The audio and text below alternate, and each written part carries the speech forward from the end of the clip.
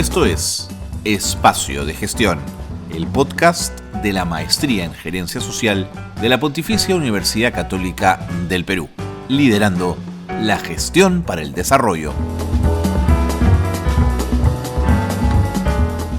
Muy buenas tardes, ¿cómo están? Bienvenidos y bienvenidas a Espacio de Gestión, el programa de radio de la Maestría en Gerencia Social de la Universidad Católica. Gracias por acompañarnos, gracias por ser parte del programa. Cuando uno ve con detalle el informe final de la Comisión de la Verdad y Reconciliación y cuando entra un poco a investigar cuál fue el volumen de las violaciones sexuales, de los abusos sexuales que hubo durante el conflicto armado interno, las cifras son espeluznantes. Los cuerpos de las mujeres fueron parte del territorio de guerra. Fueron utilizadas, sin duda, para escarmentar. Primero a quienes eran el enemigo, las senderistas que eran capturadas, pero también a la población civil inocente, mujeres inocentes que fueron víctimas de abuso sexual. Eso está registrado, está estudiado y hoy es un caso judicial importantísimo. Ese caso está llegando a su recta final, pero en el interín se ha presentado una publicación que recoge el testimonio de 3 de estas mujeres muy valientes que han decidido contar lo que ellas vivieron y dejarlo en un documento escrito para que las próximas generaciones, ¿no es cierto?, de soldados, de ciudadanos en general, sepan el dolor que generan las acciones que están vinculadas al abuso sexual y a lo que esto conlleva. El programa de hoy trata justamente de esto. Bienvenidos y bienvenidas, comenzamos el programa, esto es Espacio de Gestión. En agosto de 1982 se declaró el estado de emergencia en todo el Perú, como consecuencia del conflicto armado interno. En julio del 83 se prorroga en todo el territorio nacional. En Huancavelica se mantuvo hasta 1985. ¿Por qué les cuento todo esto? Porque el control del orden interno en las denominadas zonas de emergencias fue asumido por el Comando Político Militar, que estuvo a cargo de oficiales de alto rango, oficiales de las Fuerzas Armadas, por supuesto. Lo tremendo de lo que les queremos contar esta tarde es que el estado de emergencia permitió que una serie de violaciones a los derechos humanos perpetrados por las Fuerzas Armadas no fueran denunciadas. Y una de estas violaciones a los derechos humanos tiene que ver con violaciones sexuales extendidas a mujeres en toda la región andina. El doctor Víctor Álvarez es abogado, está siguiendo con Demus el tema de las violaciones a 3 mujeres ocurridas en la zona de Manta, en Manta y Vilca, en Huancavelica. Y lo hemos invitado a conversar de esta problemática porque Demus ha sacado una publicación muy importante que está recogiendo el testimonio de 3 mujeres muy valientes. Doctor Álvarez, gracias por atender nuestra llamada. Muy buenas tardes. Muy buenas tardes, Carlos. Muy agradecido a ustedes por la oportunidad. Uno pensaría que en estado de emergencia, más allá de la complejidad del conflicto armado que se vivió, la población pensaría que a partir de ahora estaría protegida de los violentos y de Sendero Luminoso y probablemente de la Vigeato también. Pero ocurrió todo lo contrario. Se convirtió en una zona liberada para las tropelías de sectores ligados con las Fuerzas Armadas. ¿Por qué ocurrió esto, doctor Álvarez? Sí, efectivamente es tal como lo señalas. Y claro, la gran pregunta es ¿qué fue lo que pasó para que una barbarie como esa ocurriera, ¿no? Y ciertamente allí hubo diferentes factores, evidentemente uno político, de una mirada torpe del conflicto que ya estaba en curso en ese momento, de la militarización como respuesta, ¿verdad?, a ese brote subversivo. Y luego, claro, usted encuentra un ejército acantonado en diferentes localidades de la Sierra del Perú. Estamos en 1984, 1985, aislados casi, ¿no es cierto? Son zonas de las que para ir a la capital de la provincia en esa época había que tomar un carro que pasaba solamente 2 días a la semana y demoraba pues un par de días por lo menos. Entonces era realmente complejo. Y ciertamente el ejército aparece allí para proteger a la población de los brotes terroristas de estos criminales insanos de Sendero Luminoso, ¿no?, que ya habían venido atacando a estas poblaciones. Pero se encontró con un poder desmedido el ejército, se encontraron con que las autoridades podían ser fácilmente erradicadas, borradas, y luego desarrollaron una serie de actos criminales como estos de aprovechar la enorme vulnerabilidad de las niñas y adolescentes en aquel momento para violarlas, ¿no? Violarlas de manera generalizada, ¿no? Que fue lo que ocurrió realmente en esa época. De modo que hay una serie de factores que llevaron a esa situación totalmente injustificados, por supuesto, ¿no? Y que, como bien señalabas al inicio, ha podido ser volcado, vertido en un texto que recoge el testimonio de 3 de las niñas en esa época, adolescentes en esa época, que sufrieron esa barbaridad, ¿no? Doctor Álvarez, ¿la violencia sexual fue utilizada por las Fuerzas Armadas como parte de una estrategia antisubversiva? Es decir, en sus manuales decía una forma de atacar o de dañar al enemigo es violando a sus mujeres. No necesariamente se dice así, ¿no?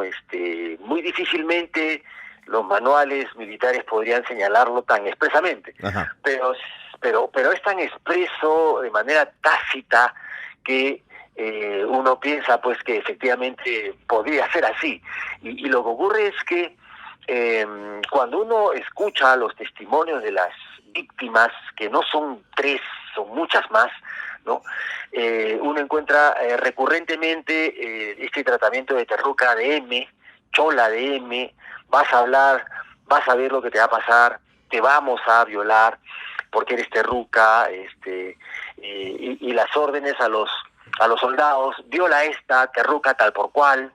Eso es permanente, lo lees en las declaraciones tanto de las señoras que ahora son víctimas en este proceso que está en curso actualmente, como de las testimoniales de otras personas, de otras señoras, de otras mujeres que denunciaron también, pero que no pudieron identificar, digamos, a los perpetradores, y de tal manera que no prosperaron en procesos judiciales sus claro, versiones, ¿no? Pero las encuentras en todos los testimonios, ¿no? Todas dicen lo mismo. Es una forma de intervención que tiene un patrón definido. Y lo que por otro lado encontramos es este silencio atrozmente cómplice de los mandos, ¿no es cierto? No solamente un silencio, sino incluso una tolerancia o una aquiescencia que lindan ya ni siquiera con la complicidad, ¿no? Sino que lindan ya con la autorización tácita, por supuesto, ¿no? Pero autorización finalmente de que puedes hacer lo que te dé la gana con estas mujeres, ¿no? No lo vamos a sancionar, no lo vamos a castigar, por el contrario, hasta parecía que se alentaba, ¿no? Y lo digo nuevamente otra vez por la situación de alto poderío que tenía el ejército en la zona, por la situación de vulnerabilidad de las personas en ese momento, la ausencia de autoridades, la ausencia del Estado mismo. Entonces el ejército era el Estado, ¿no? Y tenía normas que señalaban que estaban allí y que su presencia era la de encargarse de todos los asuntos políticos y militares, porque eran comandos políticos militares, claro, los que se instalaban allí, ¿no es cierto? Ahora, en el 2003, cuando la Comisión de la Verdad entrega su informe, revela que el 83% de los casos de violaciones sexuales registradas durante el conflicto fueron cometidos primero por integrantes de las Fuerzas Armadas o de la policía, y Huancavelica es el segundo departamento que más violaciones sexuales registra, que es justamente donde ocurre el caso Manta y Vilca. Sí, así es. Sí, eso diremos que no es casual, ¿no es cierto? Porque claro, el acantonamiento más importante probablemente en esos años de los militares era pues Ayacucho, Huancavelica, que es una zona contigua, estuvo atacada. No olvidemos que en el año 83 Sendero Luminoso hace su aparición en Manta, y en estas localidades, en Manta, en Vilca y en otros pueblos de Huancavelica, ¿no? Que es una zona que sigue siendo muy pobre, ¿no? Casi no ha cambiado en estos 30 o 40 años que han pasado, casi no ha cambiado mayormente, y en esa época pues era una zona pobrísima. Sendero se ensaña allí, ¿no? Porque los testimonios de las señoras y de las personas, de los pobladores, relatan la crueldad con que actuaba Sendero Luminoso, ¿no? Y luego pues es totalmente desconcertante que llegue el Estado, la fuerza del orden, el ejército, e incurren en situaciones similares, ¿no? De tal manera que, sí, claro, se da una situación muy, muy compleja allí, ¿no? Doctor Álvarez, me niego a pensar que el poder civil, que en ese momento lo encarnaba el presidente Belaúnde, no supiera de esto. Y mi pregunta va por este lado, es decir, ¿por qué el poder civil no le dice al poder militar ni una más? Basta. Es decir, ¿por qué tolera una cosa como esta? Sí, uno se hace esa pregunta todo el tiempo. Ahora mismo podríamos hacerla, ¿no es cierto? Totalmente. Totalmente. ¿Por qué se toleran tantas muertes, no? Así es. A la primera boto la cabeza, la corto, ¿no es cierto? Exactamente. Salvo que yo sepa, pues, ¿no? Y salvo que yo tolere, o salvo que yo tenga que ver, ¿no es cierto? Como pasó en aquella época. Yo no estoy sindicando de nada al señor Belaúnde, ¿no? Probablemente esto es una conjetura total, porque no tenemos las evidencias, pero probablemente haya sido pues miopía, torpeza, ¿no? Pero lo que sí se debe decir es ¿por qué no se paró esto, no? Eso ya se conocía, eso se sabía. Hay unas declaraciones de alguien que fue ministro en aquella época, en aquellos años, justificando el accionar de las fuerzas militares en razón de que la tropa pues tenía necesidades, ¿no es cierto? Una barbaridad como esa, por ejemplo, podía justificar cualquier cosa, ¿no es cierto? Por eso digo, difícil pensar que no se conocieran, por lo menos los mandos militares, con toda seguridad, ¿no es cierto? Con toda seguridad, entonces, no, sin duda. Con toda seguridad, y ahí ha sido, digamos, ahí se ha necesitado ampliar las investigaciones para comprender también a esos responsables, ¿no? Que no, claro, no gatillaron el arma, no intervinieron directamente en la violación, pero son, digamos, el sustento del por qué se hayan cometido. Sí, pues, y la responsabilidad de los políticos tendría que haberse investigado, tendría que haberse evaluado. La Comisión de la Verdad no llegó a tanto, ¿no? Pero estoy seguro de que más de uno hubiera podido tener responsabilidad, sin duda.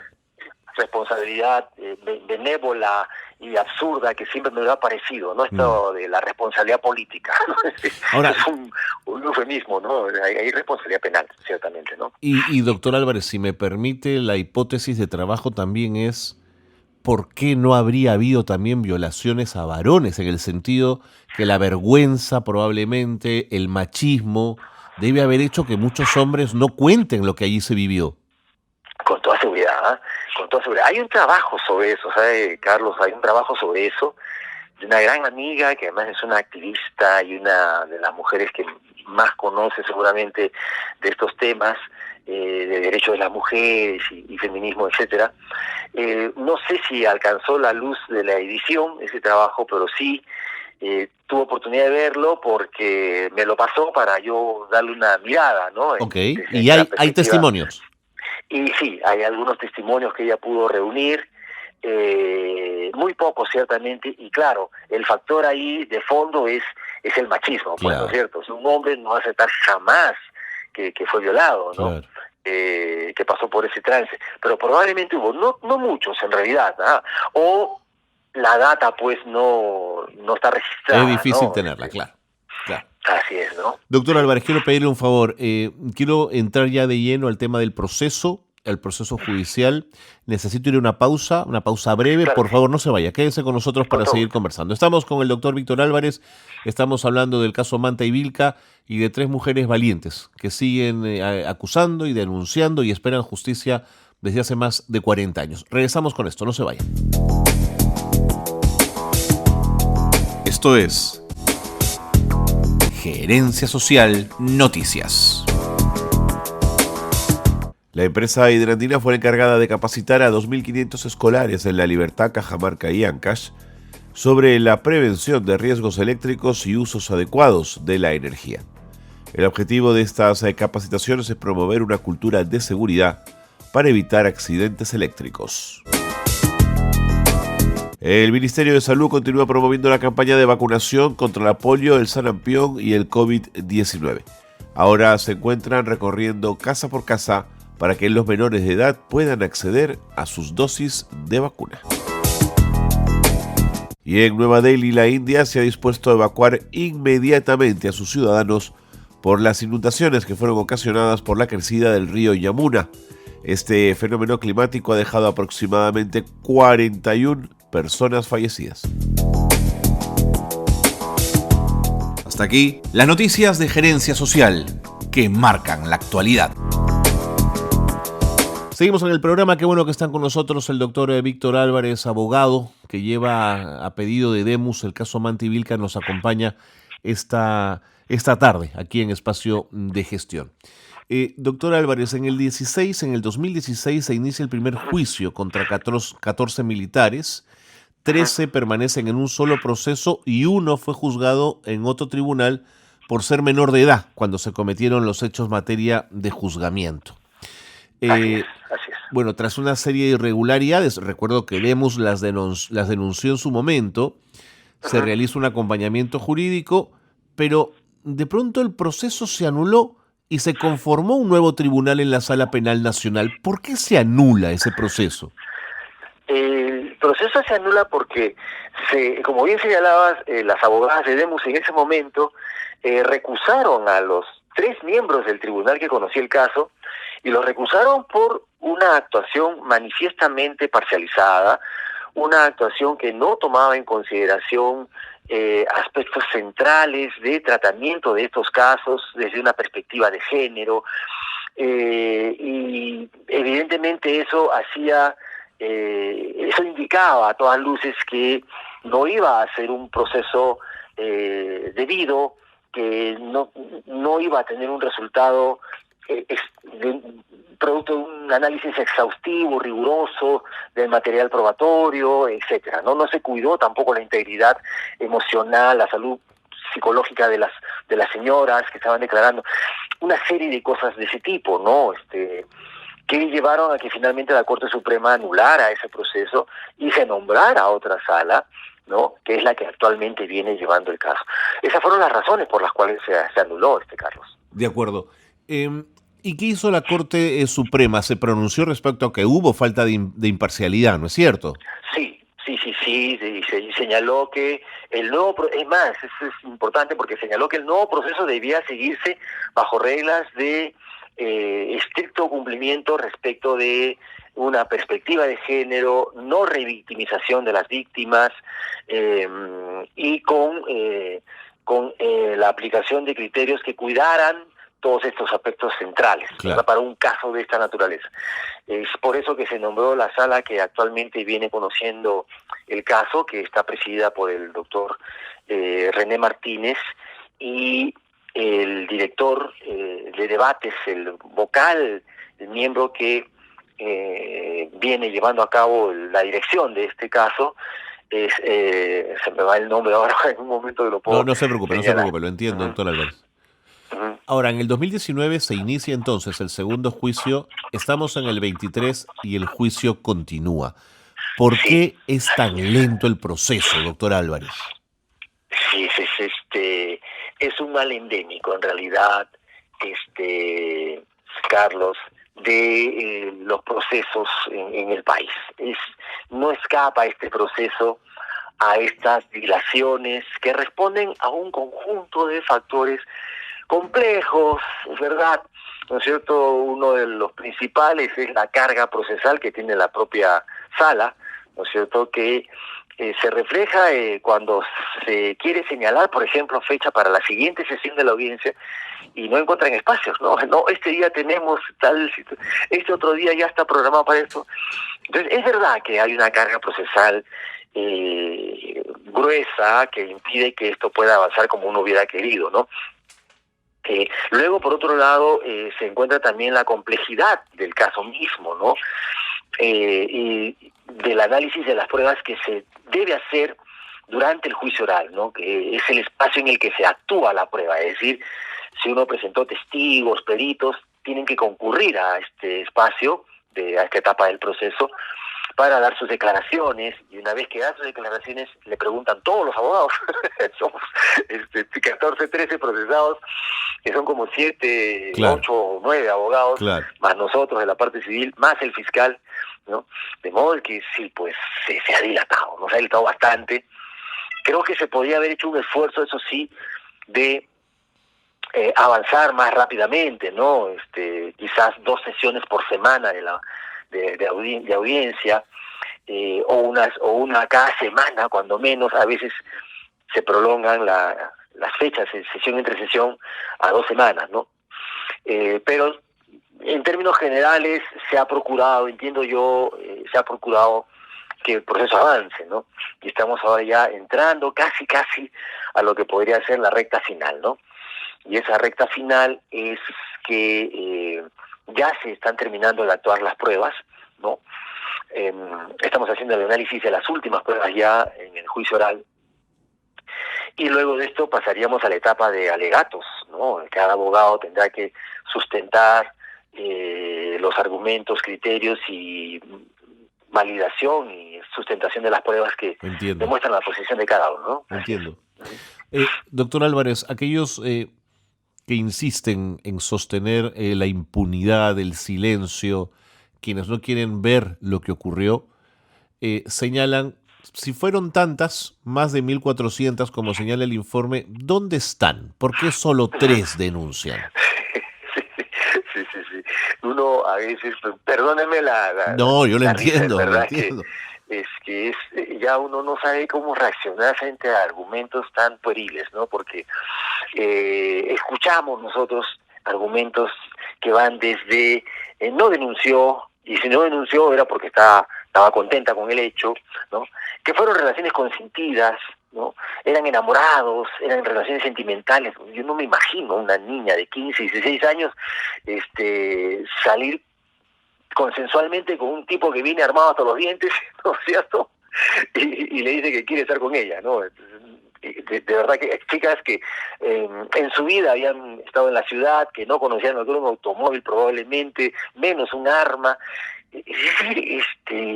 No hay forma de pensar que podrían haber habido allí relaciones consentidas, o que no ocurrió lo que ocurrió, que a ojos vista pues es más que evidente, ¿no? Ha habido una vulneración generalizada durante mucho tiempo, aprovechándose de esta situación de distanciamiento de estos pueblos, de falta de presencia estatal, de ausencia de medios de comunicación más sólidos, más rápidos, una violencia infernal desatada por estos miserables asesinos de Sendero Luminoso, ciertamente, pero peor aún con una actuación del ejército pues violenta, muy poderosa, que se hizo de la zona. Finalmente, entonces, doctor, sí, hechos, negar es inaceptable, ¿no? Inaceptable, sí. Doctor Álvarez, me queda un minuto, pero quería preguntarle, usted que ha conversado tanto con estas 3 mujeres que siguen sosteniendo su denuncia y han seguido adelante, ¿de dónde sacan la fuerza? ¿Dónde está el coraje que acompaña todo este caminar? Es realmente impresionante, ¿no? Estas señoras no solo son valientes, porque las quebraron cuando eran muy pequeñas, ¿no es cierto? Las quebraron durísimo, ¿no? Una violencia que no solamente era la violencia contra ellas, contra su cuerpo, contra su candidez y contra su recién despertar en el mundo, sino que además era violencia alrededor, ¿no es cierto? Era imposibilidad de denunciar, era sentirse avergonzadas por la comunidad misma que las veía como las moroquitas. Ya, y entonces uno dice, caramba, estas señoras sacan fuerzas no sé de dónde, y es imposible que estas señoras quieran algo más que no sea justicia, ¿no? De sentir que por lo menos se reconoce que efectivamente fueron víctimas de hechos de esta naturaleza. ¿De dónde sacan la fuerza, Carlos? Es la pregunta del año. Pero son enormes. Son enormes. Sí. Doctor Álvarez, gracias. Sin duda. Usted, Carlos. Pero no solo gracias por esta entrevista, sino por todo lo que usted también está aportando con su conocimiento a sacar este caso adelante. Muchísimas gracias. Gracias, Carlos. Un abrazo inmenso, en verdad, por tus palabras, y esperemos que lleguemos a alcanzar justicia, ¿no? Claro que sí. Hasta la próxima. Hasta la próxima. Buenas tardes. Hemos conversado esta tarde con el doctor Álvarez, quien lleva el caso de 3 mujeres que aconsejo revisen y vean su historia en esta publicación que Demos ha trabajado, que tiene un relato impresionante de estas 3 mujeres que fueron violadas cuando eran muy niñas en Manta, en Huancavelica. Solamente cito un párrafo del libro que nos puede poner los pelos de punta. Dice, hija, ¿no? Le pregunta a una de ellas su madre, ¿por qué estás así? ¿Ya no quieres hacer tu tarea? ¿Qué te pasa? Mamá, le dijo y le contó todo. Estoy leyendo tal cual el texto. No hay que avisar a nadie, ¿no? La mamá se asusta. No vas a hablar, nos pueden matar. Lloró mucho ella, lloramos juntas. Nunca he sabido cuál sería su temor de mi mamá. ¿A dónde iba a ir a quejarse si ellos eran los que mandaban? Relata Marilia, ¿no? Una de las víctimas. Me daba ganas de contarle al profesor, pero no me daba confianza. Mis amigos me insistían, ¿pero por qué estás así? Un día salgo del colegio y veo que en el estadio están jugando fútbol los militares con algunos compañeros de colegio. Cuando estoy bajando al puquialito, donde se lava la ropa, veo a los militares que se están aseando, amontonados allí haciéndose bromas. Uno de ellos dice, ahí, pato, ahí está tu presa, gritan y celebran. No fue la única vez que pasó la violación. Todos lo sabían, todos lo hablaban, se expresaba abiertamente en el cuartel, los altos oficiales lo sabían y no se puede probar, pero el poder político tenía la información de lo que ocurría en las bases militares respecto a las violaciones sexuales ocurridas durante el conflicto armado interno y prefirieron el silencio. El silencio. Nos vamos. Gracias por estar con nosotros. Gracias por ser parte de Espacio de Gestión. Muy buenas tardes.